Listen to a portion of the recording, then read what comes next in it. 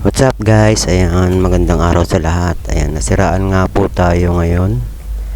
At wala naman tayong dalang tools sa ating sasakyan. Ayan. And hindi natin masyado kabisado ang L300. So, di tayo familiar dyan. Truck lang tayo.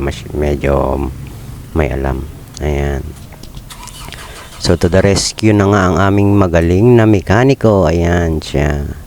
So, una niyang chinek yung shut-off valve ng L300 kasi malakas naman yung redondo ng sasakyan. So, malakas din yung battery. Kaya, chinek niya ngayon yung shut-off valve ng L300. So, ayun na nga, kinakalas niya na yung bracket doon sa shut-off valve. Kasi kaya niya yan una tinignan kasi nangyari na yan doon sa isang L3 ng kasamahan ko. Kaya sure na siya na yan yung sira.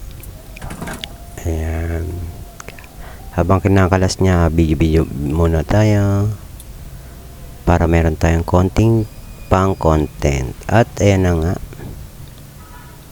tinetesting niya pa yan dyan.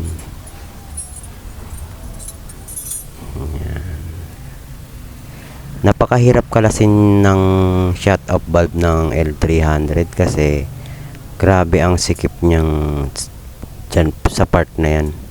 Napakasikip. So, kailangan mo talaga tiyagain siyang tanggalin. Ayan. Ayun na nga. Thank you for watching. At maaayos na rin naman yan pagkapalit niya ng shut-off valve. Bye-bye. Don't skip my ads. Thank you so much.